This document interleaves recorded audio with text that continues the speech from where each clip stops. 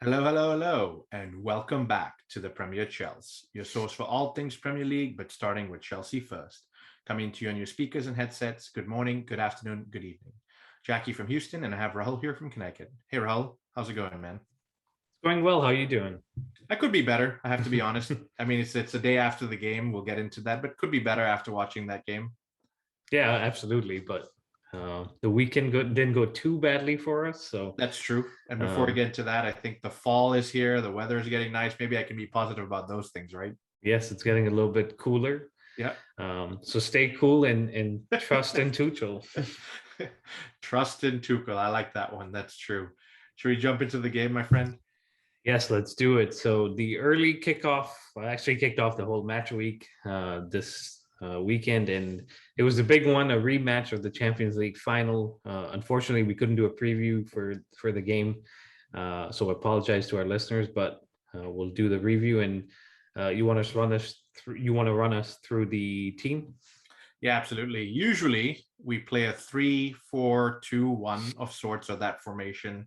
We actually did a little poll on Instagram with our followers as well as you and I talked offline.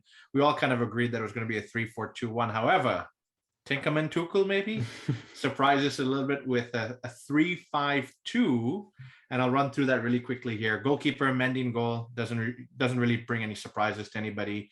Back three of Rudiger, Christensen, and Aspilicueta, which I'm happy with that. You've got your midfield trio this time of Jorginho, Kante, and Kovacic. Then, of course, hugging the wings, you've got Reece James, Marcos Alonso, who keeps his spot after many, many weeks of playing well. And then up front, an interesting double pair in Lukaku and Werner. So a little bit of a flip flop, but that's what he went with. Yeah, I mean it's kind of similar to what we did in the second half versus Tottenham Hotspur. In that we took Mason Mount off, brought Conte on, and made it a three-man, or maybe Conte played a little bit further ahead of the two. But I think that was the inspiration. Obviously, hampered by an injury to Mason Mount. You said in defense, Christensen came in. I think if Thiago Silva, who was reported to have a knock, was fit, he would have started. But I mean, on the face of it, kind of an exciting lineup because you're getting Timo Werner and Lukaku together. And you're getting Mendy coming back from injury. Not that Kepa hadn't been good, but when that news came out, I wasn't really concerned by it. Yeah, I don't think concerned is the word. I was surprised, to Right. say the least, because I think the tried and trusted formation that he's been playing for 6 to 8 months now would have what I had expected to show up. But maybe he second guessed himself. And look, Raul, I think if we had won this game or even got away with a draw, we wouldn't be having this conversation. But as it stands, we end up losing the game. And I've sat on this podcast many times and said I'm actually okay losing a game. I think it's the way we ended up playing the entire game, which was tough. So maybe we'll dissect the formation really quickly, because I feel like Tuchel maybe got into himself a little bit, because we did hear that N'Golo is either nursing a little bit of an injury or is a little bit unhealthy with an illness or a virus of sorts. So almost like he was forced back into the squad to counterbalance City, because we know they like to have a lot of the ball. But hey, we had done it with the double pivot before, and we had actually beat them in the Champions League final. So it's interesting that he went to this to kind of second guess himself. And he actually said that towards the end of the game, saying, maybe I got it wrong because when I switched to the double pivot, we actually played better. So interesting there. But maybe we can jump into the front line of Lukaku and Werner, because you said that was an exciting one. Any thoughts on that? I mean, I was excited to see it because we've always said Timo Werner plays better with the target man around him. And just the thought of having Lukaku, having someone with the pace of Timo Werner running off of him when he holds off or is able to knock it into his path was another exciting point. But I think what we missed was the creativity that usually is behind Lukaku and Mason Mount or Kai Havertz, which sometimes helps unlock the door or play a ball in faster than usual. I think you're right where you said we, for some reason in this game, decided or thought that we weren't up to City's mark and didn't think that we could take them on at their own game, which is what we've done in the last few games. Um, And City, obviously, you got to think about it from their side. They're coming in 3 losses on the spin against Chelsea, a Champions League loss where kind of what Tuchel did in this game, Pep did in that game. So he had something to prove as well. And they came in fully motivated. They knew exactly what the plan was, which was to press Chelsea high. And they kind of picked that up from Spurs, I have to say, from last week, where in that first half against Spurs, they pressed us high, and we saw that we struggled with that. And maybe Tuchel wanted to counteract that with having a third person in midfield and having N'Golo Kante. It just, for some reason, did not happen. And the exciting forward line that we wanted to see was never actually unlocked or given the opportunity to score a goal. Yeah, with regards to Spurs and that similar situation of being pressed high, I thought at least in the Spurs game, we were able to get out. We were able to play out a few times and actually get a few opportunities. I think with this particular game, we were pretty much pinned back. I remember looking at it at one point where Werner and Lukaku were kind of helping defend because we were so tight and so compact at the back. And for the most part, I've seen that work in the past, but then we're looking for that out, right? Where it's a ball over the top or quick 1-2 plays. And not trying to discredit Werner and Lukaku because I think they worked hard, but every time the ball went to them, they either couldn't hold it up and wait for players to join in, or they took a sloppy touch, or they tried to roll the player and the touch just wasn't good enough, or they would knock it too far ahead of themselves. Whatever the case may be, they just didn't gel. And that's independent of us playing at 2. I think individually they need to look at themselves because they did miss the mark a little bit there. And the other thing I'm looking at, Tuchel made a brilliant substitution in Spurs when N'Golo Kante comes in and he says, everybody looks at me bringing on a defensive player, but N'Golo has that energy, that pace, and that mobility to kind of help us in these situations. Kante did not look himself in that first half for City. I mean, honestly, I rarely ever say N'Golo Kante was poor, but he was pretty off the mark on that game. Just no energy. I'm used to seeing him close down balls. He didn't seem interested. He was late many times. His passing was off, and it could be due to the fact that he's nursing an injury or he's got that illness like Tuchel was talking to. And so sometimes rushing a player back in is not necessarily the right thing. Maybe we wanted to play the 3. We could have tried to fit Saul in there, or maybe even Ruben Loftus Cheek, who came on later. But it was difficult to watch for sure, especially that first half where City just swallowed us up whole and we just could not get out no matter what we tried. Yeah, you're right. And I guess, I mean, it's one of those games where you want to try something different. You're playing against the Premier League champions at least. And Tuchel does that and it doesn't pay off. Like you said at the beginning, we would be sitting here commending him if it had paid off and saying what a masterclass and what a genius. So you've got to take it with the grain of salt in that he still knows what he's doing. We lost 1-0. It was a deflected goal, which we'll touch on.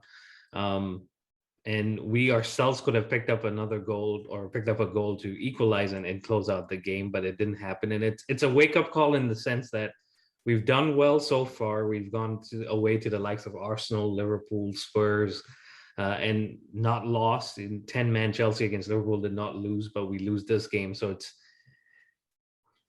it's a season-long thing, and this one game is coming, or loss comes at a point where Tuchel can say, all right, I got it wrong, but guys, we've got to step it up and continue performing no matter who we play. And I know it's disappointing. I know a lot of our listeners and followers were upset on Saturday morning, and you and I were too, but having reflected on it, having seen the other results from the weekend, these things happen, and you got to see how we bounce back, which is now the main thing. Yeah, I think it's only upsetting, Rahul, because I had to wake up super early in the morning Central Time in the US. No, I kid. Look, one word I stuck onto when you were talking was wake up call. I think a lot of pundits, a lot of people have been heavily praising Chelsea, almost putting us as the favorites for the title. I never subscribed to that, and you said some really good words there in the fact that it's a season-long thing. So again, having the loss doesn't necessarily disappoint me. I think waking up early to see the way we played was what was disappointing, but it is a wake-up call in the fact that we're not fully there. We're not the finished product yet. Does that mean that this team is not able to win the Premier League? That's not what I'm saying. I think they're fully capable of, and I think Tuchel's got the tactics too. It's just how bad do you want it? And in the face of adversity, which is you've got the injuries, the coach has made some changes. I don't want to heap all the blame on Tuchel. You as an 11 on the field now need to make things work. and not being able to get out. Yes, City were brilliant. I need to stop and pause and say City were brilliant, but we are too. And so you guys not being able to get out of being pinned back is a little worrisome. It's almost like we lost faith in the plan. We lost faith in ourselves, and that can happen. And so wake up call is a great way to describe it. And hopefully they take this as a kick in the backside and we can move forward from here. No, absolutely. And you as title contenders, you want to measure yourself up against the best. And City are the best. I don't want to turn this into a City loving affair, but City are the best. I mean, you think about it, Pep's been there 3-4 seasons now. And Tuchel's only been here 10 months. And yes, we've said for the longest time, Tuchel's turned this around. Tuchel's done this, Tuchel's done that. But you got to remember, like you were saying, we're still our team that we're kind of finding our feet in the sense that we want to push for a title over a longer period, over a season, versus going from February to May and winning the Champions League. Not discrediting that, but saying it's a marathon and not a sprint. Yeah, exactly. That's a very good way to explain that. I forget who had said this before. I think maybe it would have been Alex when we were talking about the Euros. In knockout competition style, you really got to show up for the day, and that's it. When you're talking about the Premier League, you're going to get a loss, you're going to get a draw here or there, but it's that consistency throughout that season that wins you titles. And look, City has lost a game already this season, so now we join them in a loss. It's not something where I'm sitting here saying it hurts. However, it's part of this. How quickly can Chelsea bounce back from this? And then how can they show that consistency where you're winning way more than losing or drawing them? Right, and you're up for it. That's the main thing, which we, like you said, Tuchel may have got his tactics wrong, but the team did not look up for it. Right. And that's where you've got to stay on it every game, every week, so that when you're at the business end of the season, April, May, you're right there within touching distance, and then you can say, okay, now it's really like knockout, and every game is a final, exactly. And we've got to play it like a final. So, not to get too much into our loss and get too concerned. Like I said, I also did wake up early, maybe not as early as you did because I did miss the first half, but no shame in losing to City. Yes, there's always, you never want to lose, but no shame in losing to City. And I'd rather lose to City now than later in the season when we're fighting for the title and there's no more games to make up for it. Yeah, that's a fair point. And honestly, I don't want to heap all negativity towards this. I do want to call out some star performers. I think Thiago Silva, who came in, maybe you want to talk about the injury before we talk about Thiago Silva, but he came in for an injury. Yeah, so Reece James came back in and got to commend Reece James for the penalty he took in that Villa Carabao Cup game. He stepped up as the fifth taker, Bury at home, which put us into the next round. And he started this game in his right wing back position. And early in that first half, he went off injured. We're hearing it's an ankle injury, which could probably keep him out for 6, maybe 8 weeks. Wow. So that's a little sad for him because he was coming back into the team, and he is a good player and we'll miss him. But Thiago Silva comes in, like you said, for him, and we kind of reshuffle the back line where Azpilicueta goes into right wing back and Christensen moves over to the right, and Thiago takes that central center back position. Yeah, and at the ripe old age of 37, Rahul, playing these week in, week out tough games, which, yes, he did have a knock, but sometimes I think you do need to sit somebody at that age out, not because they cannot do it. That's what I'm trying to say. I think it's to manage them, right? Make sure they get enough breaks to let the body recover before the next game. However, my goodness, I think if I have to heap praise on anybody, this man really is a class apart from some of the players out there. I mean, 37, going strong, came on like nothing was wrong and just continued to play his great football, which is honestly a breath of fresh air to see. People talk a lot about Ronaldo and Messi and how they've maintained their high levels and all this. I think Thiago Silva, yes, he's not that won a Ballon d'Or, but he needs to be put into that bracket of having that mentality, that lifestyle, that healthiness of keeping yourself fit, and coming to the Premier League at 37 with no prior experience and doing what he's doing right now. Hats off to that man. And another one is Tony Rudiger. I know you said in the last episode, signed that contract. He was up for it. Like when we say players were not up for it, he was bullying Gabriel Jesus the whole first half, which was incredible to watch because he was just pushing him around and, letting him know he was there in the most nicest way to say that. And those are the things I take as the silver lining or the positives from this game, is those two guys really wanted to show that, they bleed Chelsea and here's what we can do in a tough situation. Yeah, you're spot on. And it's funny that in a 1-0 loss, we're still commending our defenders, but they deserve it. And the two of them were good. I mean, I think after we conceded that goal, things got a little chaotic in that we were trying to push more. There was more spaces in the back, but even then, they always found a way to defend it. And if they didn't do it, Eduardo Mendy, another player Yeah. who came in and kind of just picked up where he had left off. Yes, he did concede the goal, but he made a crucial save against Jack Grealish, who tried to kind of dink it over him, and Mendy was like, "No, no, not today." And so between those three, I think there were some positives, and there's one more player that I'll let you touch on that came on and provided a bit of a spark, and he was up for it. Yeah, absolutely. And that's Mr. Ruben Loftus Cheek. We talked about him a few minutes ago when we were talking about maybe that three where Conte is not fully fit, but he came into taking when they took off Conte, they brought him on to kind of play that attacking role in that 3-4-2-1, and he was behind Lukaku. But he just seemed energized. He seemed excited. He didn't care that we were 1-0 down. And I think it's one of those things where that's what I expect when we're losing a game is I don't care if we're losing the game as long as we turn up for the day. We've already talked about Silva, we've talked about Rudiger, but this guy turned up. And so he's sending a message not only to Tuchel, but to the likes of Mount, Kai Havertz, Timo Werner, others that are vying for that position. It's like, hey, I wasn't here last season. I wasn't necessarily Tuchel's in and out of his plans, but here I am and watch what I can do. He can dribble. He's got pace for such a big, tall, strong guy. And he's pretty physical as well. I could see some players trying to hold him back, and he's like, not going to happen today. So again, another silver lining that we can pluck out of this. I'm excited to see more of him. And if he can challenge to start starting, it's good to see a couple of physical guys. Because I think last season, Raul, we had talked about missing physicality in that midfield. But you add him to Lukaku, two physical guys in the final third of the field. That would be an interesting one to watch, especially in games like this where you need somebody to hold up the ball so the rest of the team catches up. Yeah, no, you're just 100% correct. And Ruben Loftus Cheek comes on, and he had played again. I'm going to go back just to the Villa game in the Carabao Cup where Loftus Cheek played the full game, and throughout that game you could see all of the things you just mentioned. And the only knock was, well, he's doing it against a reserve team in Aston Villa who played, some of the younger players, but he came on and did it against the best team in the Premier League, and in some of their midfielders. With you're thinking about Rodri, you're thinking about Kevin De Bruyne, Bernardo Silva. I think Fernandinho came on too at one point, and Loftus Cheek stood out against all of these players. I'm not comparing them to them, but I'm just saying what versus one-on-one against them, he was doing well. He was trying to bring us back into the game. And that's what you want to see from a sub. Obviously, we want to have them contribute in a goal or an assist, but he didn't get to that point, but he did everything that he could have done in terms of trying to pull us back into the game.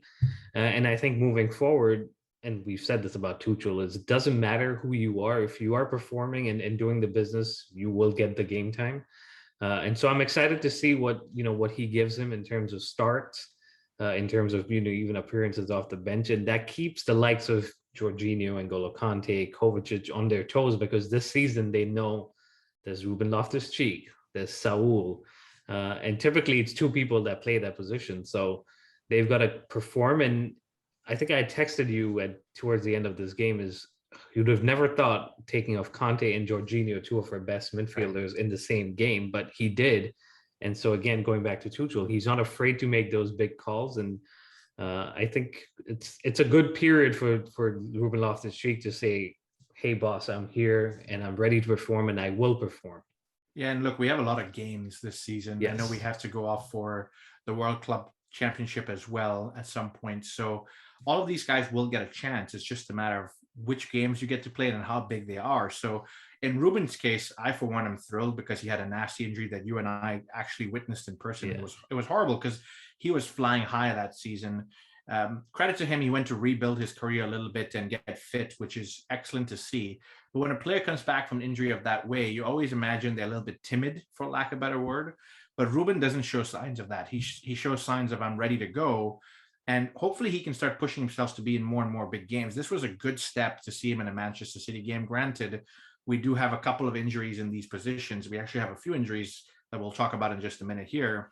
But these are the opportunities you take, and these are the opportunities that he can make. And again, what I like about Ruben is he's a Chelsea boy through and through. We love to heap praise on Mason and the likes of Reece James and all, but this is what I want to see: some more of our youth coming through. Yeah, you're right. And I was actually just looking up. Ruben's just 25 years old. Right. I know he's been around for a while. We've said his name for a lot of seasons, but he's still young. He's still going to get into his prime. And if he stays fit and continues to perform the way we've seen in the last 2-3 games, I think he could definitely stake a claim to be a starter and contribute, like you said, all those attributes he has. But the one thing I like from him is he has the physicality. Right. And you can always in a game like this say, Ruben, head up and be next to Lukaku, and maybe you'll attract another defender, which will open up the space for one of the other guys, which is not a bad option to have. No, not at all. But let's really talk about injuries for a few minutes here. We talked about Reece James already going off injured. You said 6 to 8 weeks. Big miss? I think so, yes, because it allowed Tuchel the ability to play Azpilicueta, in central defense. Now it's either that or moving him, Aspie, to right wing back and then bringing in a central defender, or giving Hudson-Odoi, I beg your pardon, an opportunity. And I think, talking about Ruben taking advantage of his opportunity, I think Hudson-Odoi will get games. It's really now up to him what he does with those games and performs. And he's almost got to look back to the first 4 games he played under Tuchel, where he was the standout player in a position that he never had played. And he's just got to go back to doing some of those basics he was doing. And I think as much as we'll miss Reece, I think Hudson-Odoi could fill in and do a job. Yeah, that's the one positive about injuries, right, Rahul, is if Hudson-Odoi gets a chance, if Trevor Chalobah gets a chance, because those are the boys that might get to slot in, would be good to see. But a couple of other interesting injuries. Thiago Silva came on. Maybe his was a very lightweight injury because he's looking okay. Conte has gone in and out, not only this season, but last season, with a couple of knocks here and there. Maybe this was illness. A little bit worried about him because I think N'Golo Kante on his day is world class. So when we miss a player like that, or he doesn't turn up because he's not feeling up to it, it's a huge gap in our midfield. I don't know what your thoughts on Kante are there. No, it's spot on. And we've seen this with some of our other midfielders that are kind of physical in the sense that they go up and down, box to box is what we call them. And I think back to Michael Essien, who was just one of the best in terms of doing that. But towards the end, and as he got closer to that 30, 31-year age mark, you see that these players start picking up injuries and knocks a lot more. And we've seen that with Conte in Lampard's first season, second season, and then with Tuchel too towards the end of last season, he was being managed where he wasn't playing every game. And I don't think he is in a position to just play game after game after game, because he's going to pick up a knock and then it's going to keep him out for a while. And we miss him. We miss his energy. We miss his ability to snuff out opportunities that other teams create. And a fully fit Conte can never be replaced, but a Conte that needs to be managed so that his career could be prolonged a little bit is definitely one that we've got to, and Tuchel's got to manage. Well said. Definitely, I would take that any day rather than losing him for 5-6 weeks at a given point. So another couple of ones here. Rahul, Pulisic's been out for a little bit. He had COVID. You got a couple of injuries. He's another player that could have really turned this Manchester City game on its head. He had done this last season as well. Are we going to see Pulisic? I know Alex said he was training recently, but we really are missing that pace. We are, and what we're missing is the ability to dribble through, the willingness to force his way through and do some of the things that Pulisic does. And it's a pity because we saw him in that first game against Crystal Palace. He got himself a goal again, from the sheer willingness to get into the box and get towards the ball. And then COVID happened, and then he went away with the U.S. men's national team, and I think he picked up a knock there.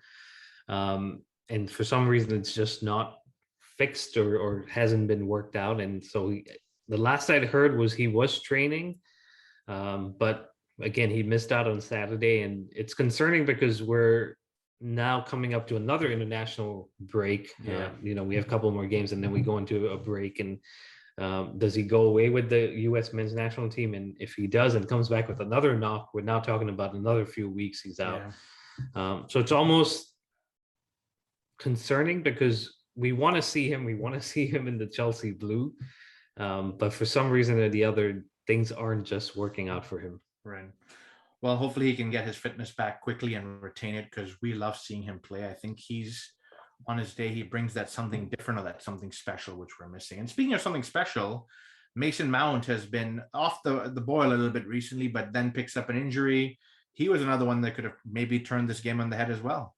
He was, and I saw a lot of fans on social media say this is why Mason Mount plays because he brings the energy and the willingness to work hard and track back and do all of that. But he also has that vision that we've seen from him and his ability to connect with Lukaku, with Havertz, or depending on who's playing.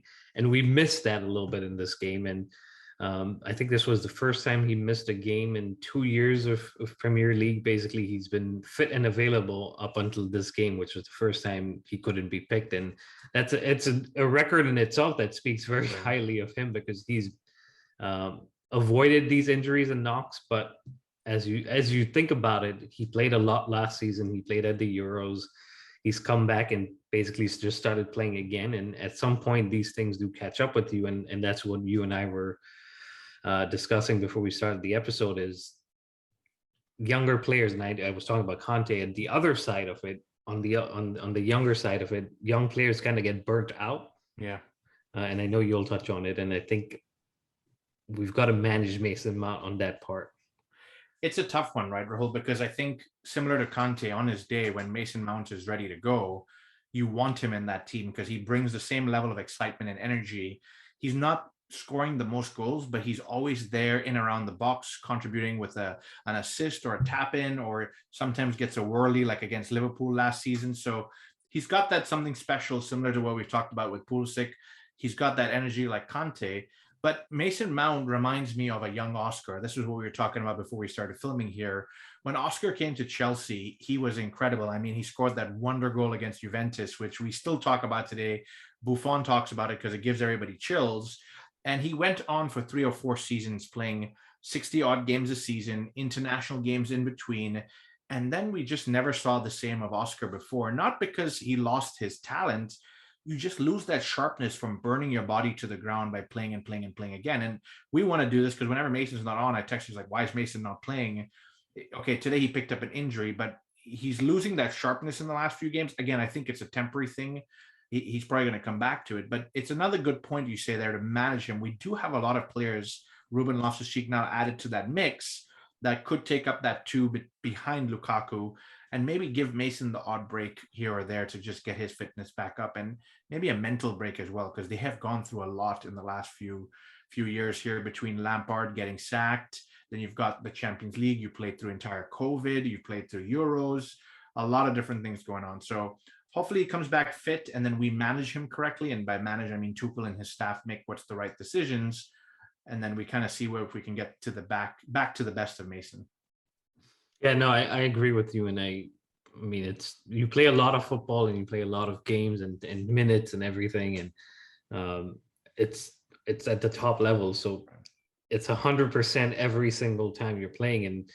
And if you let it drop, then like you were saying, Tuchel, has to make the call. But I think with Mason Mount, maybe it's a precautionary thing that he wanted to avoid becoming a bigger deal, or he was simply just, sending him a message. I see that you weren't performing at your best against Spurs, and I'm going to give you a game off. Not saying that that's the case. I'm just a different side of it. Right. But I need you to come back sharp for Juventus and Southampton before you go away with England. Yeah, fair point. So hopefully we see that in the next few games here, and we'll touch about Juventus in a few minutes here. But, one of the things that happened in this loss is we start worrying about the table. Yes, it's super early days and no need to panic, but it kind of worked out nicely for us, Rahul. But before I move on there, let's talk really quickly about a couple of key moments in the match. What's a key moment for you before we talk about some of these other games? I mean, I think back to the first half where Timo Werner had a few opportunities to run in behind City's defense, and he did, and just couldn't pick out Lukaku or another player. And so for me, that's going to be the key moment, is where we had the opportunity to kind of get that first goal, and I think if we had gotten that first goal, it would have opened the game up a little more, in the sense that we could have always just had that threat on the counter. So I'm going to go for that. I mean, apart from that, I think Lukaku had a header late in that game, or he was about to, and Ruben Diaz was all over him. So I'm going to go for the Timo Werner opportunities in the first Yeah, half. fair shot. I think a moment of the match for me was actually Ruben Loftus Cheek coming on, because he showed us that there's something there, and hopefully it's not just a one-off, and we can see what happens in the next few games here.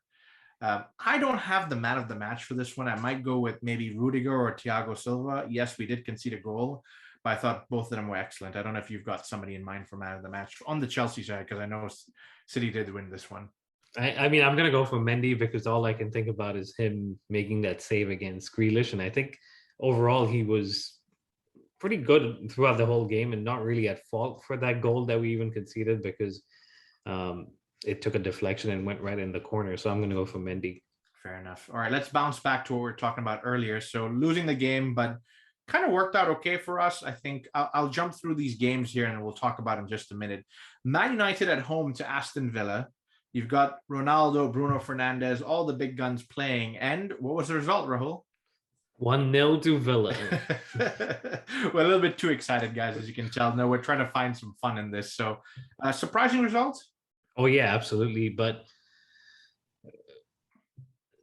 surprising from the United side, not surprising from the Villa side, because we ourselves played Villa, and like we had said back then, was if without Lukaku we struggled to a 1-0 win, which obviously came from a mistake that Villa made that Kovacic pounced on. So Villa are a decent side, and I know they had some issues earlier in the season, and then they had the issue with Martinez and Buendia having to quarantine in Croatia, but they're now coming together and coming back to where they belong, towards the upper, or in the top 10 positions.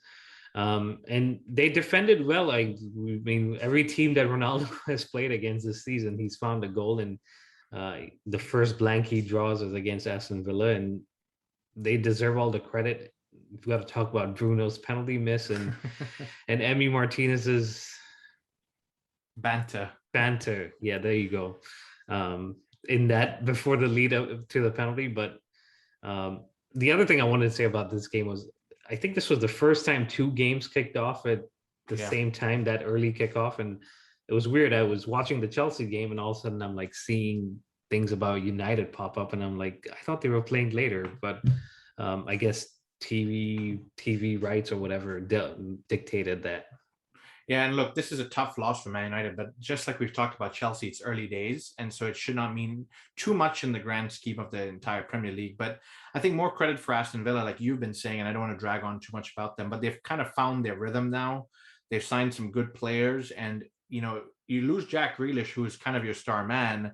You get 100 million, and we know, similar to Tottenham, who got 100 million several years ago, it's easy to invest it wrongly, and so far it looks like they've invested it correctly. Knock on wood.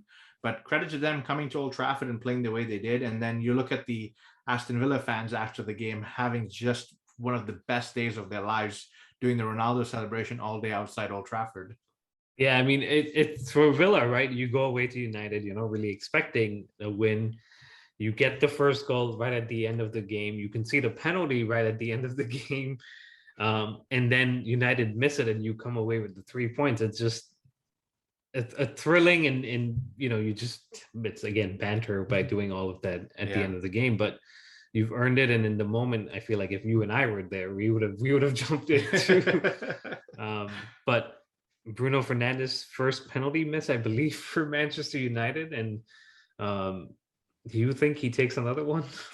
It's going to be interesting, right? Because he's been so clinical at these penalties, but now you've got a Ballon d'Or winner sitting on your shoulder telling, and Ronaldo is, I hate to say it this way because people will laugh at me, Ronaldo's a pretty humble guy when it comes to his teammates with regards to, like, Bruno needs to take a penalty, but he may be in Solskjaer's ear saying, hey man, I can take penalties too, and we'll see how that plays out. Yeah. But let's move on to Leeds versus West Ham here, and Leeds 1, West Ham 2. Leeds don't look like the same side that they were last year, huh? They don't, and the concerning thing for them is, I think last year they were keeping it tight at the back, getting goals up front. Patrick Bamford missed out, and I don't even think they really missed him because they're just not as defensively secure as we have seen them, and they're also struggling to score goals. So it's tough, and I don't even think they won a game yet. I'm gonna double check that, but they could struggle if Leeds have got 3 draws and 3 losses, so they've yeah. not won So a game yet. So they could struggle this season if they don't fix some of those issues. But again, Bielsa is a good manager, and you expect him to kind of fix things around and get them picking up some wins. Credit to David Moyes in West Of Ham. course, I think yes. they were brilliant last season, and they've continued where they've left off. They lost Jesse Lingard, who in the second half of that season was really on form for them. And so they've gone from there. But, Antonio has picked up where he's left off. I don't want to say his name wrong. Said Benrahma. Benrahma, yeah. Benrahma has been brilliant for them as well. So they've got some good players that are contributing to goals, and it can only get better from here for West Ham. Yeah, and West Ham just knocked out Manchester United in the Carabao Cup. So they're doing well, and also in Europe, and you kind of expect them to drop at some point, but they so far are doing pretty well. Yeah, forgot about that knockout Manchester United. Tough week for them this week, unfortunately. Leicester, Burnley ends 2-2. And, Burnley looked like a good, tough side, but Leicester, another team that seemed to have not found their feet yet. But one guy that you can always rely on, Jamie Vardy, coming up with the goods, not with 2 goals, but with 3 goals, an own goal for himself that Burnley took on the chin, and then he scored 2 to bring them back into the game. But anything to be said there, Rahul? No, I'm more for Leicester. I think they won 2 games this season out of the 6 they've played. And for a team that, have been up and around the top 4 and really just missed out on the final day for the last 2 seasons, it's a little concerning because they seem to have dropped their levels or dropped in the sense that the motivation to kind of do it again for the 3rd season isn't there for now. But they're a good side, and like you said, Jamie Vardy, they've got some other good players, and as Alex would say, they haven't been the same since the Amarte episode. But you kind of expect them to bounce back, and Burnley, credit to them going away and picking up a draw against Leicester. In fact, they scored a 3rd goal that was offside, so they could have almost walked away with the win. So speaking of teams that are punching above their weight, Brentford, Rahul, you and I both said they would be one of the cases for relegation. 3-3 to the mighty Liverpool. I don't know where to go from here. I think we need to change our predictions. They've shown, Jackie, all season that they aren't your typical promoted side where, you look at Norwich City and they haven't picked up a win. You look at Watford and they've done okay, but Brentford have come in with a plan, fully motivated to fight till for every ball until the end, and they've done it. I mean, you play Liverpool and you kind of expect them to not even get on the score sheet. They get on the score sheet not once, not twice, but 3 times and walk away with the point. Do you know what? It's early days, and so this could turn around, but this Brentford team are doing something magical so far, and I think the magic number that we've always looked at for surviving the Premier League is typically 40. So the quicker they can get to there while they're in this red hot form is going to be excellent for them.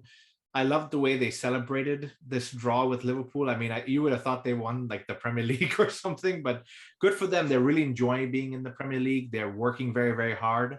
On the flip side, it's an interesting one for Liverpool because you've got Virgil van Dijk back now. They've signed a center back. They've got their injury issues under control. But I don't know if it was just Brentford having a good day at the office or Liverpool having a bad day at the office, it's going to be interesting to see over the next few weeks if they can solidify that back line. I mean, it's got to be a little bit of both, right? Like Brentford, and you've got to think back to if they didn't have fans in the stadium, Liverpool probably would have walked away with the 3 points. But with the fans, with the atmosphere, with the motivation, and simply just being back in the Premier League, I think for the first time in 40-something years. Wow. Yeah. Hosting Liverpool, the fans were fully in it. The players were that's the magic of the Premier League. And credit to Brentford, credit to their manager, Thomas Frank, who, for a few years had been trying to get them promoted and finally does it. And now they're enjoying it. And long may it continue. You want to have a feel-good story apart from, some of these other established teams in the Premier League. And I didn't tune into the Liverpool game, but I did see the highlights, and I wish I had seen it live because that was an entertaining game. It was most definitely an entertaining game. And turning our attention to Liverpool, Mohamed Salah, the fastest Liverpool player to reach 100 Premier League goals. And Rahul, if things had been a little bit different, we might have been saying the fastest player to reach 100 goals for Chelsea. But look, you can't cry over spilled milk. What a player this man is. He is, and we've spoken about it. I think this might be the third consecutive episode where we're talking about him. And he is a very good player. He's turned himself into a player that, you can rely on. And credit to him, because after that Chelsea stint, he could have easily fallen away and gone away. But he went away, made sure he was working hard, got the attention of Jurgen Klopp, and he fits that system perfectly. Yeah, sometimes you need to have somebody believe in you, and I think Jurgen Klopp really believes in Mohamed Salah and the rest of his team, and so together, they play really, really well, and it's just a great achievement for him to have, because we've talked about the likes of Fernando Torres, Luis Suarez, and they've had some great forwards over the last few years, even going further back to the likes of Michael Owen, Robbie Fowler, even Keane at some point. So you look at it and you go, he's done something that's pretty incredible to beat all of them out. Yeah, I agree, and they remain undefeated this season, so they'll definitely be up there in terms of the title. Yep, we'll turn our attention to the North London derby, and then I'll talk about the table before we move on to the Champions League. But we made a little bit of fun of Arsenal earlier on in the season, saying that this might be difficult. Alex even pipped them for relegation, which you never know in the Premier League, but they seem to have come away with a 3-1 win to Spurs. Hey, that was, again, playing at home, fans are behind you, North London derby. Arsenal were 100% up for it, and Spurs were 100% didn't want to be there at all. And as soon as Arsenal get the first goal, you could sense that, they're going to push on and get the second and push on and get the third. And they did exactly that. And it's 3-0 at halftime. And you're looking at Spurs and you're saying, what is going on? They were so good against us in the first half last week.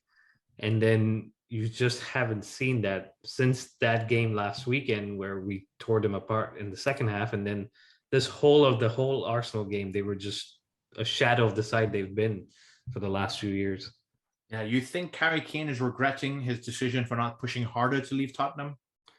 Yeah, I think Harry Kane's regretting every decision that he made this summer, because he could have canceled his contract. He could have taken them to court. Whatever he could have done, he should have done, because it's not just about Harry Kane, right? I think it's affecting the whole team. It is, yeah. And we spoke about, I think, Nuno a couple of episodes ago, where we said, is he the man to end their trophy drought? And he's walked into a situation that is absolutely horrible to be in as a manager. And it's going to take a lot of patience from Daniel Levy. And I don't know if he will have that to have Nuno fix it. But Spurs look like they're in trouble. Yeah, it's going to be tough. And honestly, looking at Harry Kane's body language, like you said, he's not feeling it. He's not happy, and definitely spot on with it. It's spreading into the rest of the Tottenham squad. So they need to fix that pretty quickly. And basically we have to see what happens to Tottenham from here. But let's talk about the Premier League table really quickly. This time last week, we were talking about Chelsea being up in the same exact results as Liverpool. We were top of the table based on like away draw, because it was so funky. Look, it's early days, but Liverpool at top with 14 points, Manchester City, Chelsea in second and third with 13, Manchester United and Everton fourth and fifth with 13 points. So it's super tight so far at the beginning of the season so far, which is nice to see. It's honestly a breath of fresh air. I'm going to jump into sixth place because I think this deserves some recognition. Brighton sitting in sixth place with 12 points. So honestly, they've done so well for themselves so far.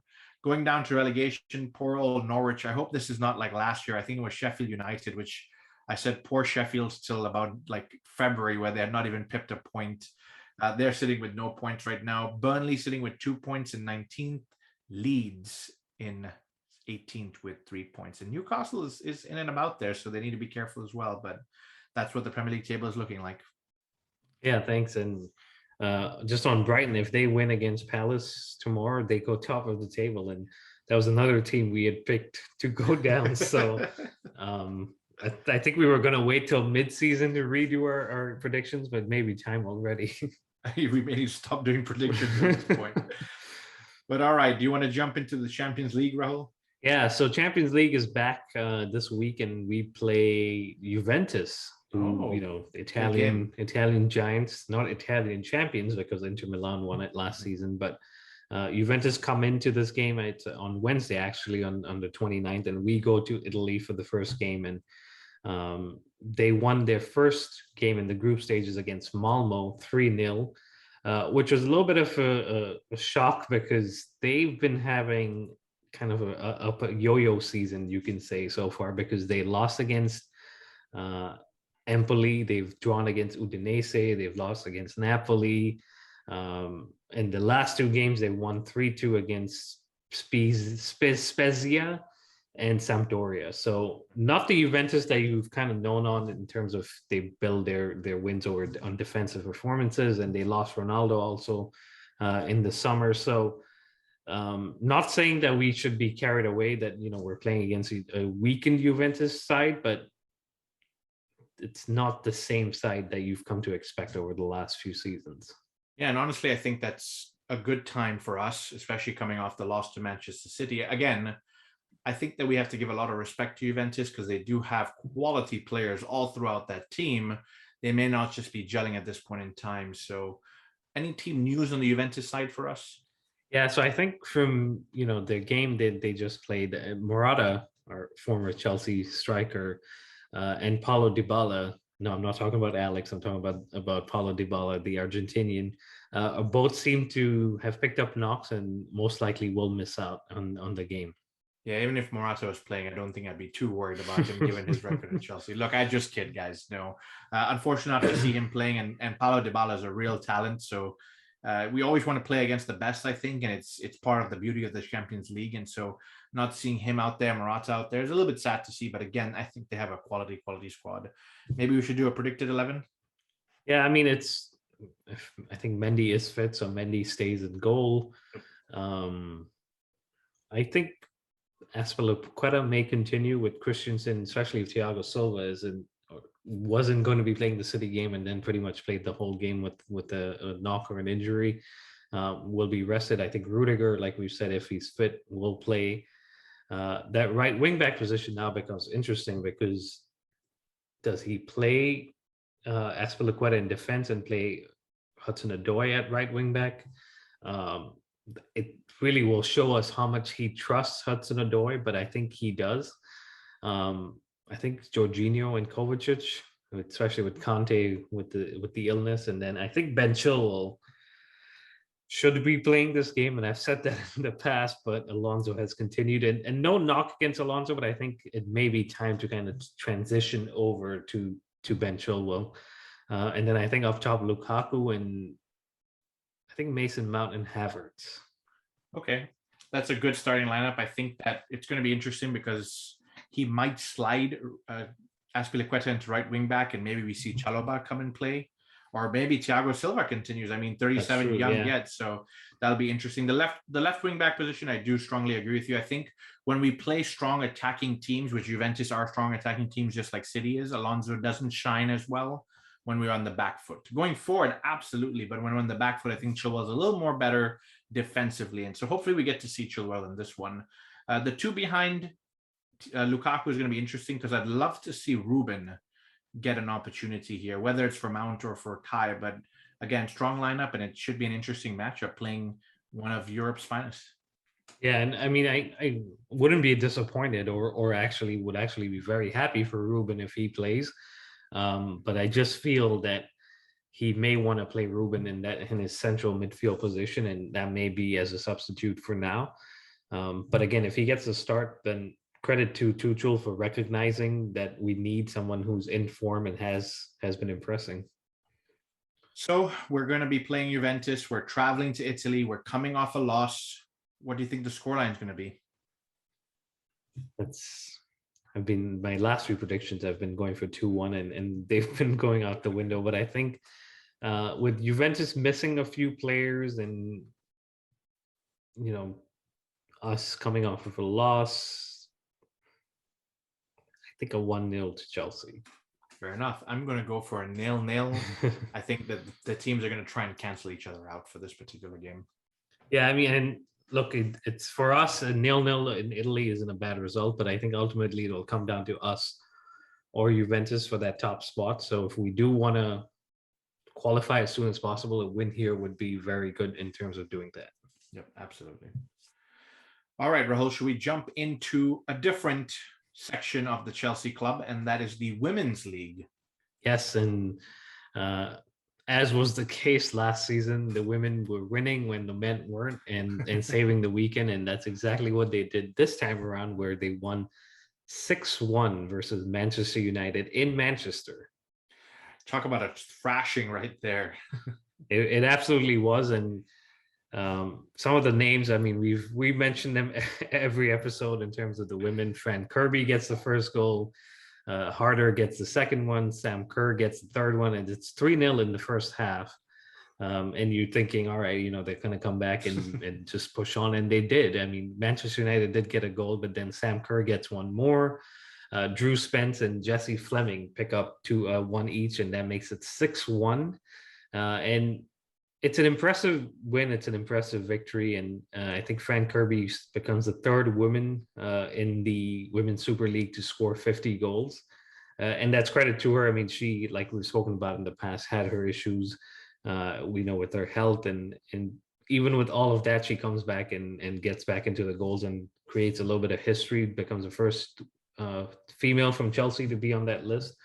So congratulations to her. And overall for the team, they're now sitting in fourth spot after 3 games played, and a good way to bounce back after that initial loss against Arsenal. Yeah, absolutely. I think that's the key for me. It's not just bouncing back in the loss. It's the way that they did that, is so emphatically beating Manchester United in Manchester. It just sends a message not only to the rest of the Women's League, but to themselves, saying, hey, let's pick up what we were doing last season and continue from there. Yeah, and we're the defending champions. So, yeah. It's showing the rest of the league that this is why we won it last season, and we're not going to be going away anywhere this season. So, massive win for them, and they move on to a midweek game against Birmingham City in the FA Cup quarterfinal. A fun fact about this is the FA Cup started for the women at the end of last season, took a break for the summer, and continues this season, which is kind of interesting because you'd think the FA Cup would end with the season last season, but it continues, and it's an opportunity for Chelsea to win a trophy that technically would count as a treble from last season.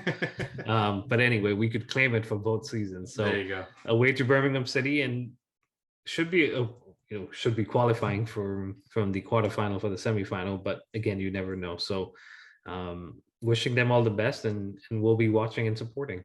Absolutely. I completely agree with you. But that wraps it up, guys. Thank you very much for listening. Please continue to subscribe, like, and follow us. It's at the Premier Chels on Apple, Spotify, Google, and Instagram. And on Twitter, it's at Premier Chels. As always, send us your feedback, send us your reviews, especially on Apple Podcasts. And we will give a shout out to everyone that leaves a review on Apple. So be sure to do that. And we will be back later this week to do a Juventus review and a Southampton preview. But until then, stay safe and up the Chels.